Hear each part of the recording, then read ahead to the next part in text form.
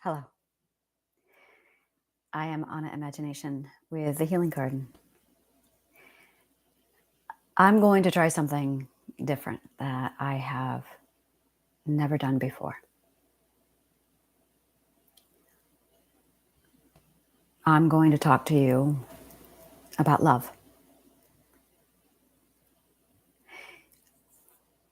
I have always had this massive ball of just sunlight inside of me. I found it when I was a child. I blame the forest. It was this feeling of just pure joy. It was love. And no matter how bad things got, I had that sunlight inside of me to hold on to. It was the place I ran to when I needed hope. And it was the place I ran to when I needed respite, sanctuary, comfort. And I cannot express to you how well that got me through it. And in 2020, when I escaped, and I finally got to live without fear, without anything, just joy. It was like somebody unstoppered that sunlight. And I was this massive ball of just yellow that ran all over Manhattan.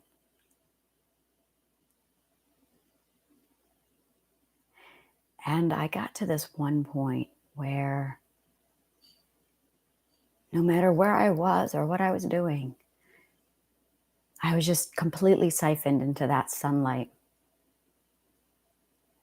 And then fear crept in, and my ties to that sunlight severed. And I couldn't stop crying. I couldn't stop thinking about negative and fear and horror.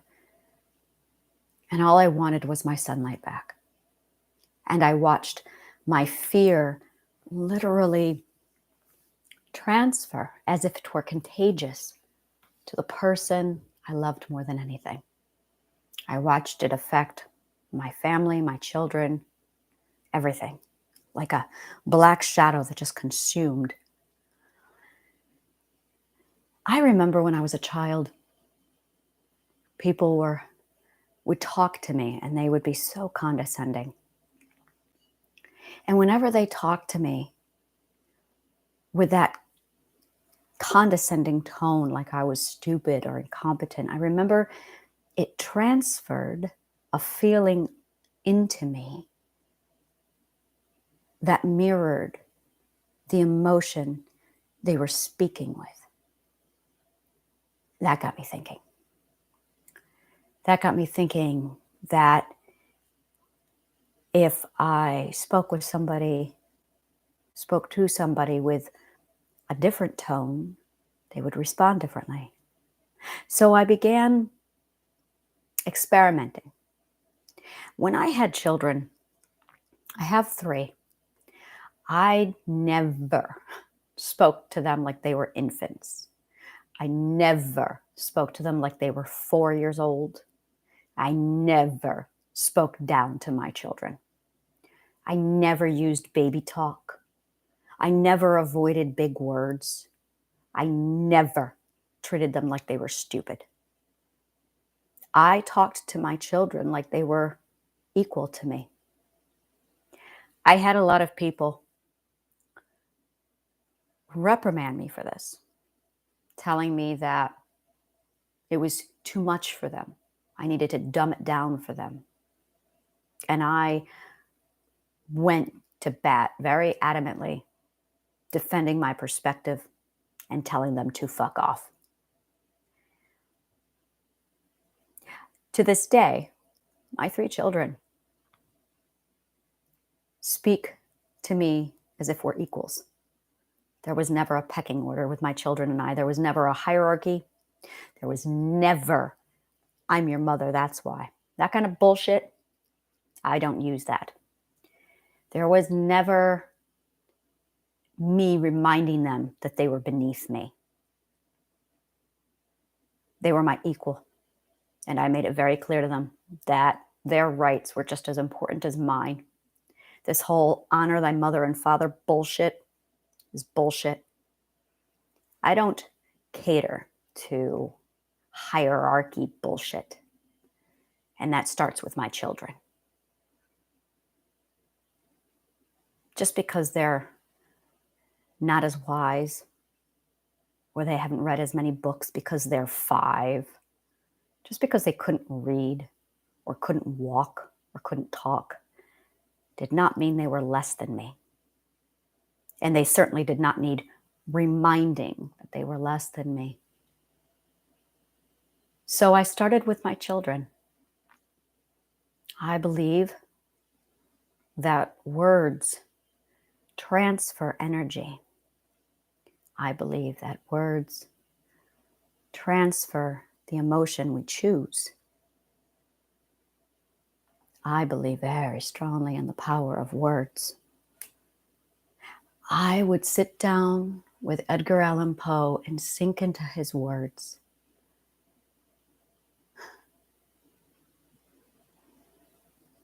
My first love was Shakespeare.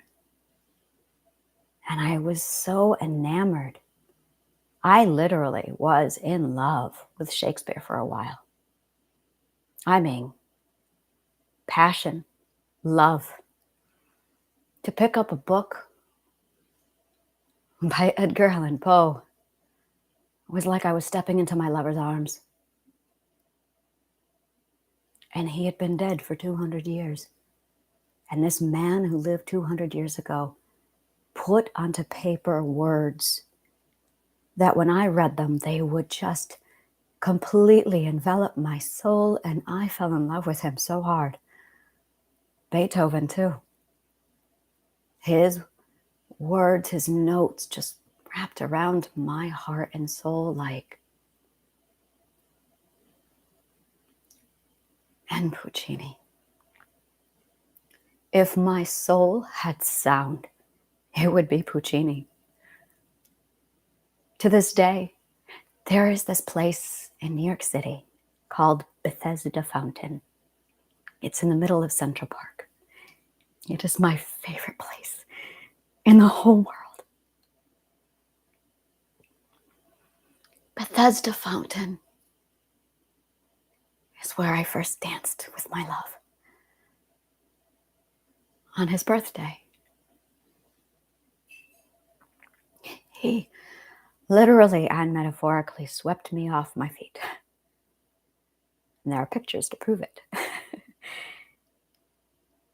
And under Bethesda Fountain, there are staircases, beautiful stone staircases, centered around this gorgeous angel fountain in Central Park, with paving stones that stretch on.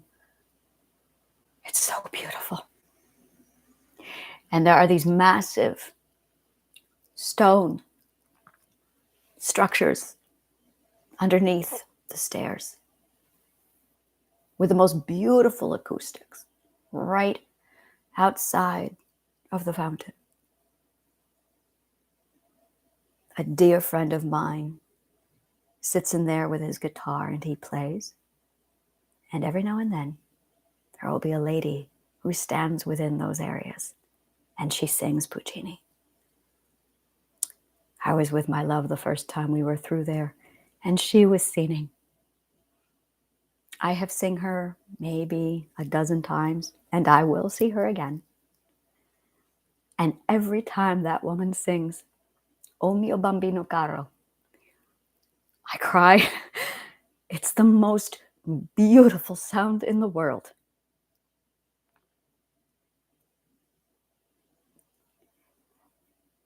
I am in love with Puccini. He wrote my favorite opera called La Bohème. I had that opera memorized at one point. It really, truly is the most beautiful sound in the world. And I cannot hear that woman singing in Bethesda Fountain without crying. It is that beautiful. And I think, how is it that men from 200 years ago, 500 years ago, can speak to me now with such breathtaking beauty that I am compelled to fall in love with them? This is the power of words. Oh, I believe very strongly that words are magic. And when you get into the world of manifestation, I believe that words are magic. When you read the right sentence that just pierces right through you, and the person who wrote those words have long since been dead,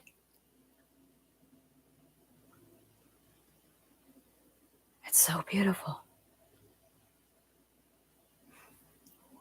And we do this all the time. We walk in with anger when we argue, when we fight. I was in the 80s when everyone was very fond of the phrase, "Sticks and stones may break my bones, but words will never hurt me." Propaganda, societal gaslighting garbage. When a person swears, you can feel the energy in the room shift. When you are sensitive enough to it, when you're not desensitized, you can feel it. When someone speaks out of anger or rage or hate, you can feel it. Why wouldn't love? Why wouldn't words of beauty and goodness have the same impact, but positive? That puts a lot of power in a single word. And when I remember my children and how I spoke to them, and I can feel how they straightened their backs and held their heads high, and they talked to me like I was an adult, even though they were 5 years old, because I talked to them like they were adults. I never felt like my children disrespected me. I felt like things were hard for them, and I felt like they were tired and frustrated or hangry sometimes. But even when they lash out, I recognize the difference between fear, pain, hurt, and disrespect. A lot of people confuse pain with disrespect.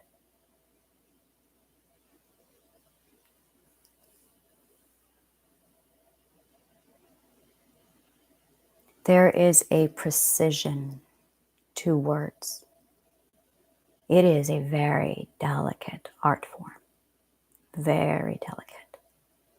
When I wrote my books, I was a sadist. Actually, I take it back. I was a masochist. I had written a fantasy novel, 2 fantasy novels. Okay, 1 fantasy novel, but my editor told me I needed to break it up into 2 pieces. So I wrote a fantasy book. I don't know if I will ever again write fantasy.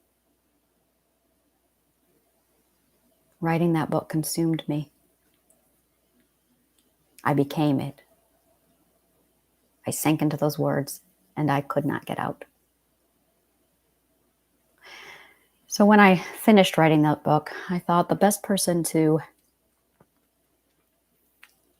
edit my book and revise it with me would be an attorney. Who knows words better? I was a masochist. So I had a friend of mine who was an attorney who loved science fiction and fantasy, and I handed him the manuscript. and he ripped it apart like a legal document written like a kindergarten. I'm going to try that sentence again. It got away from me. He ripped it apart as if it was written by a kindergartner. I learned a lot about words that year. It was the most valuable lesson I ever learned. He showed me the precision of word. And it made me a better communicator and a better writer for it. And then, my luck. I don't believe in luck. I believe in fate. I believe in manifestation. I believe in love.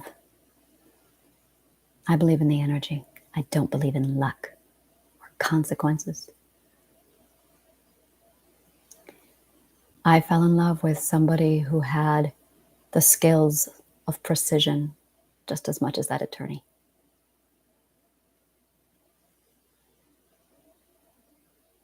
The very first fear we are taught as children is fear of words.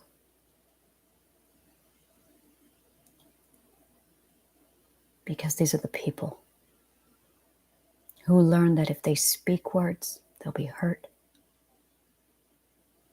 And these are the people who had words used against them like weapons. There's not a lot of people out there who hear words of love.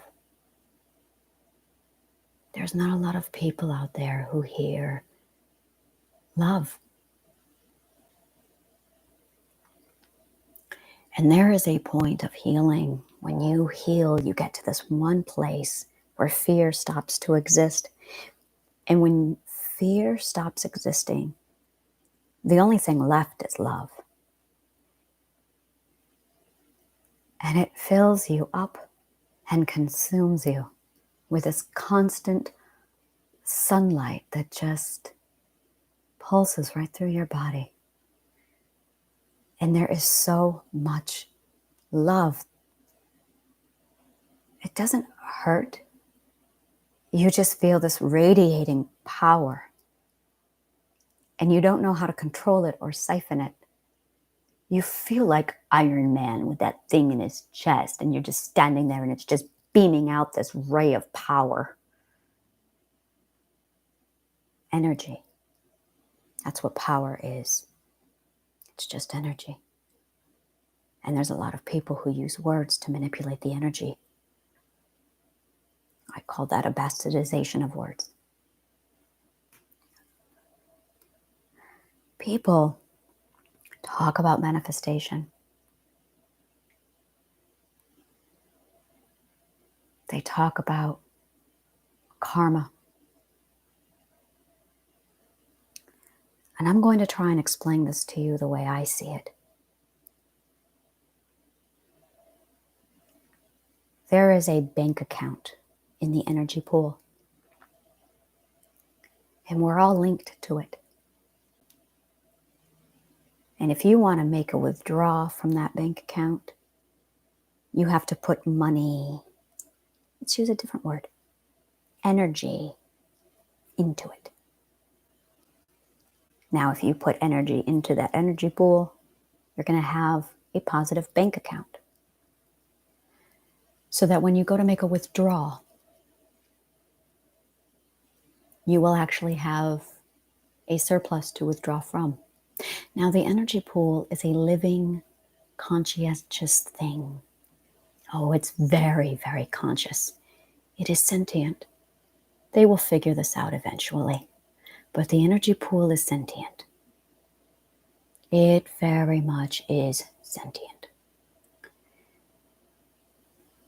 And it's in pain when it's not aligned. So, and listen to my words very carefully. If you keep withdrawing from the bank account without giving, the energy pool will adjust for the deficit. We call that a string of bad luck. And when we give and we have a surplus of the energy, when our bank account is positive, the energy pool can't have that either. So it gives it back to you. The energy pool focuses on one thing. It must have a neutral balance. So if you're taking, it will take the debt owed to it. And if you're giving, it will give you the surplus. I always viewed people as two types of people in the world, and I still do. It's ironic how this perspective has followed me through all my perspectives. It's the one perspective that has not changed. So as I moved and shifted from stage to stage, this one has been solid, which tells me this one is true. People are either takers or givers. Takers. Takers have a big deficit. And when you are a taker, the energy pool makes sure you pay your debt. And it will pay debts by taking away people you love. And it will pay debts by taking away your money. And it will pay debts by taking away your children and your passion and your dreams and your life. Because that is the currency of the energy pool. But if you are a giver, the energy pool requires a zero balance. It requires a neutral balance. So if you give and you give and you give, the energy pool will shift everything in its power to make sure that it remains aligned. So it will give people into your life. It will give sex into your life. It will give money into your life. It will give anything into your life to make sure the energy pool remains balanced. Because the energy pool has an agenda. I don't know if I should tell you what the agenda is. No.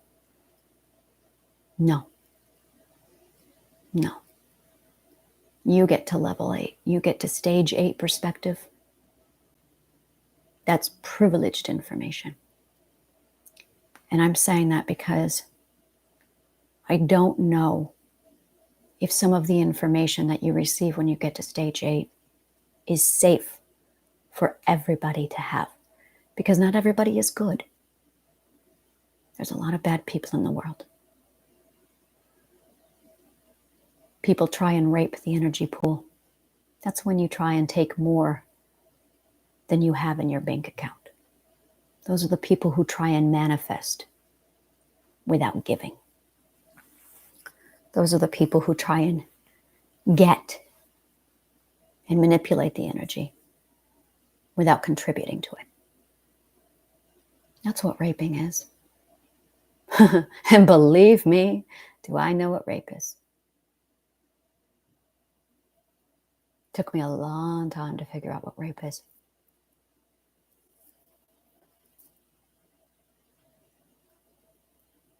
Rape is when they take your own energy away from you. It has nothing to do with sex. Raping is when they use you to channel your own energy out of you. Rape is not sexual. It's an assault on your own energy. Murder, they take life. Narcissism, they take safety and freedom.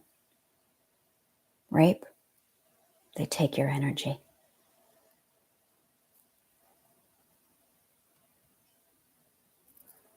Raping narcissists use terrorism to take your freedom and your energy. That's why rape hurts so much. They use you to siphon right out of the energy pool.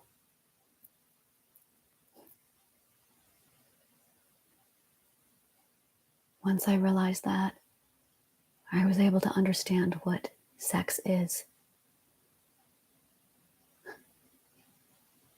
Sex is amazing.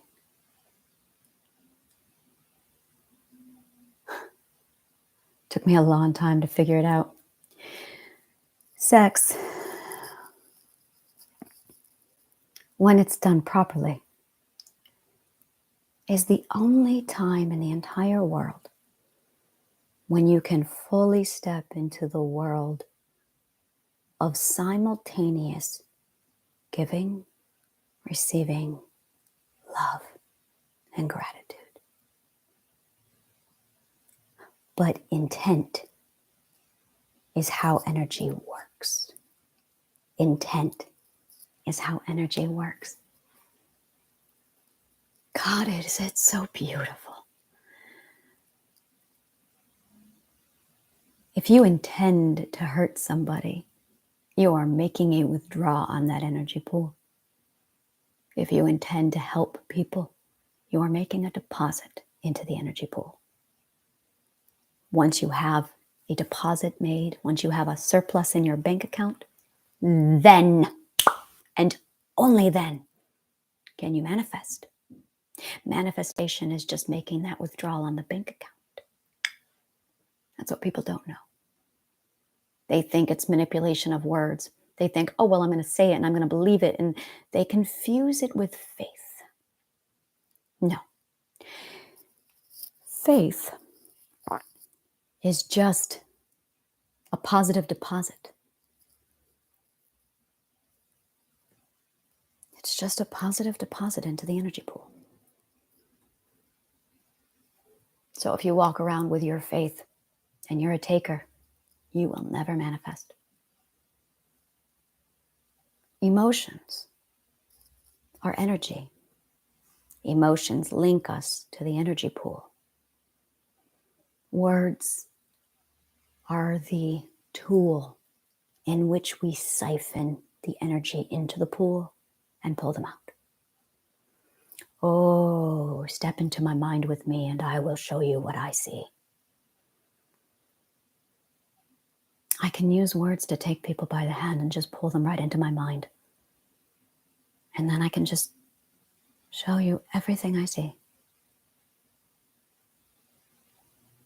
And what I see is this vast energy pool that moves and flows around all of us. And some of us are oblivious to its presence, and some of us are not. And there's books and there's theories. But when you get to stage 8 perspective, you see it. So I'm going to tell you what I see. I see this vast energy pool moving and shifting that must be at zero balance. It must be aligned. It has to be aligned. And it will pull and shift and move each and every one of us. And it moves us based off of our balance ode and balance ode to it or ode to us. And the energy pool just sits there and goes, I need alignment. So I'm going to move this person over here. I'm going to take from this person, give to this person, take from this person, give to this person. Anything it has to do to remain aligned.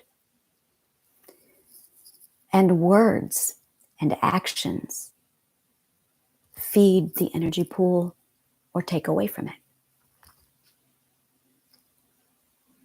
And the more you feed the energy pool, the more it shifts you and moves you to give back. And there's so many different things you can do. But intent is what feeds it. And this is where the evolution of words comes in, because when you use a word, what's your intention behind it?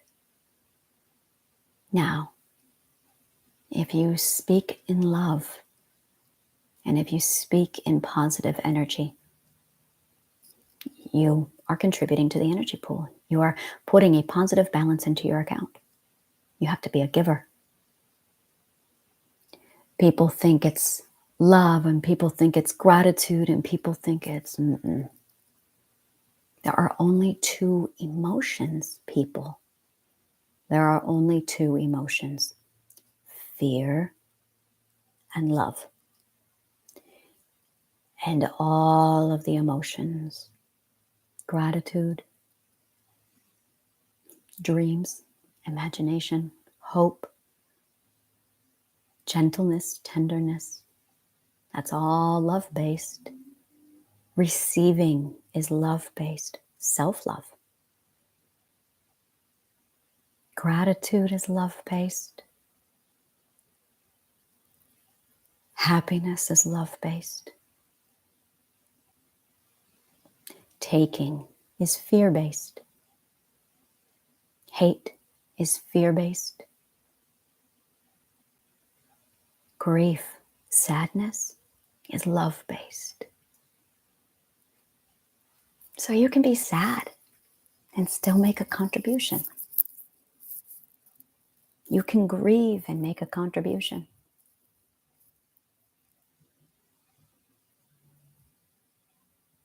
You can pine. But there's two types of love. There is in love, and then there's in fear, love. And they are not the same thing. A lot of us love with in fear love. And that takes away from the energy pool.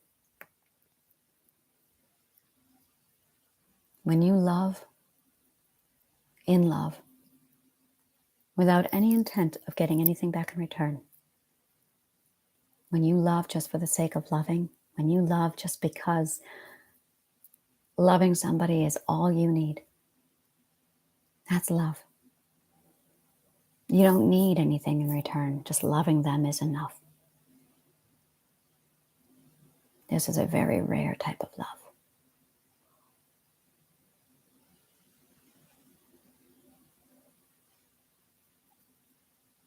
So when I speak to people, I see their subconscious mind, which is fear-based, and I see their identity, which is love-based.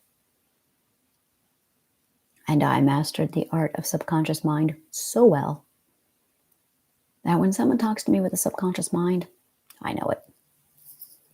And I don't want to talk to subconscious minds anymore. I want to talk to identities.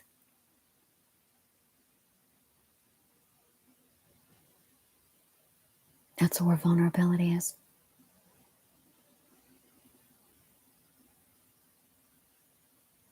I do a lot of work with the Healing Garden.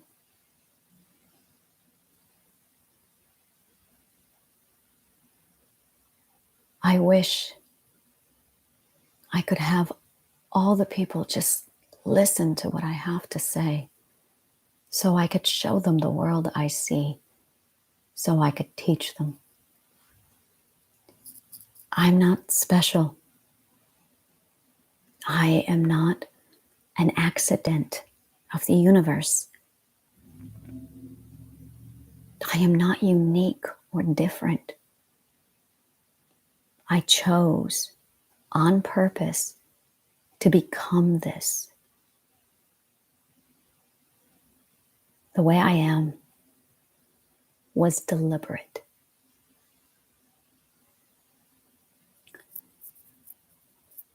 I literally decided to become this despite all of the things that happened to me and all of the horrors I have seen in my life. I chose who I am. I wrote down so many times all the things I wish I was and what I wanted to be.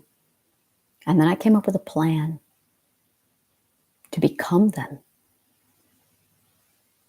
I remember watching TV, watching movies, and I would find a character and I would point at that character and I would say, I want to be that person. How do I become that person? That's what the Healing Garden does. It teaches you how to become the person you want to be on purpose. So you can be whatever and whoever you want. You can cherry pick your beliefs. That's all it is. We are an accumulation of what we believe. Our lives, our stories, our existence, our perspective. Our jobs, our lifestyles are all based on what we believe. Some people are at the mercy of their beliefs. Most everybody is at the mercy of what they believe. I am not. I cherry-picked my beliefs on purpose to get the exact perspective of my choice that I wanted. I know exactly which beliefs a person requires to get the exact perspective they desire. So I was able to cherry pick exactly what I wanted, drop it right into my cognitive core. I shifted my perspective on purpose to become this. You can place an order with me, literally. I want to be this kind of a person, and I can sit down and write you the beliefs you're going to need, and I can hand that to you. And then I can teach you how to literally condition yourself into the right beliefs to get the right perspective you want, so you become the person you want to be. I told you I did this on purpose. It's extraordinary. So that's what I do for a living. I make people. I cherry pick perspectives. There is a societal gaslight out there that's bullshit. Limiting beliefs. They're not limiting beliefs. That is a lie. You require perspective psychology to understand that those are not limiting beliefs. Limiting beliefs are actually fears that your subconscious mind, wily, very crafty, disguised as beliefs and dropped into your belief processing system. Your belief processing system, I call that the cognitive core.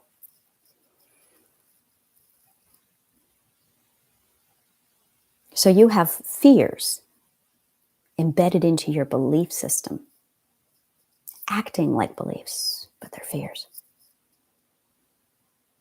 You have nightmares inside of your belief system that dictate your perspective.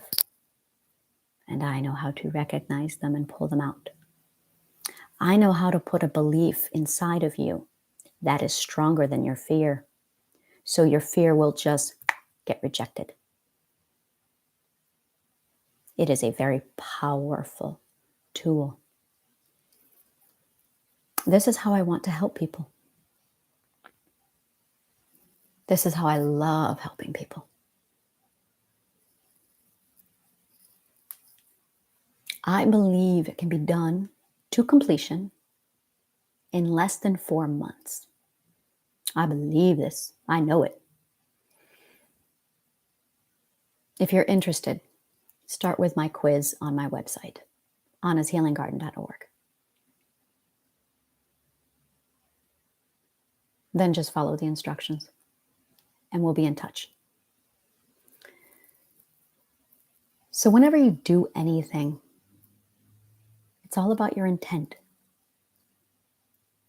When you intend love, you're making a deposit into the energy pool. So that when you say, I want the love of my life to be healed so he never, ever again lives in fear. Please heal my love.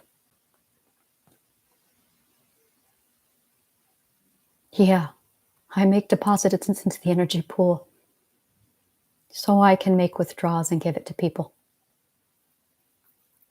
That's what I do with my life. It's actually for a very selfish reason. When you are a stage 8, there is no place for you to live. The only place you feel comfortable is at home. And I hate being at home sometimes. I really like to travel. But every time I go outside, I'm saturated with level 4s. So I want a world where I can walk around and function in. And in order to get that, I need everybody to shift. So it is really for selfish purposes. I don't believe in the word selfish. Not at all. In my world, the word selfish does not exist. This is connection. It's vulnerability. It's when I open up my heart to you and I show you what's inside. It's intimacy. And I believe this is what we all need. Honest, authentic intimacy. So I am starting something called Love Letters to a Stranger. And I'm just going to open up my heart and pull you into it. Because I think that's how we cure the world.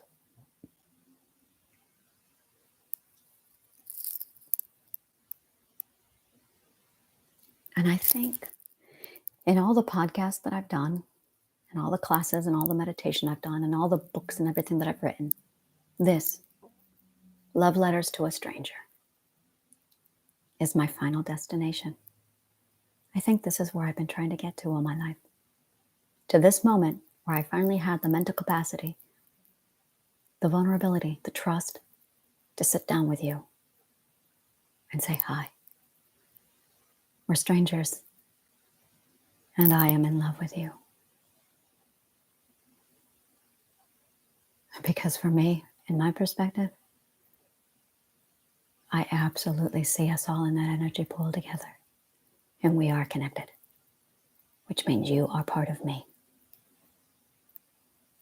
That's how I see the world. Forgiveness. Forgiveness is the act of loving your enemy. It is not accepting someone you love. That's easy. It's easy to forgive someone you love. But when you forgive your enemy, you see their identity and you separate their fear and their pain from their love. And you wish them love. You wish them healing. You forgive your enemies. That's forgiveness. It was one of the new emotions I found when I reached stage 8. Loving my enemies. I don't have enemies anymore. Just love. I'm not afraid of anybody anymore. Because now I just see them as being afraid. And I know what that's like. I remember when I was always afraid too. There are people who are just completely disconnected from love.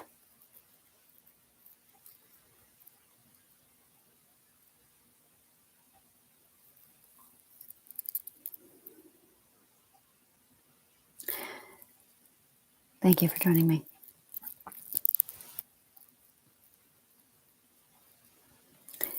My website is annashealinggarden.org. Take my quiz. Learn how to cherry pick your beliefs to shape the right lifestyle for you. And we'll be in touch. May the kindest of words always find you.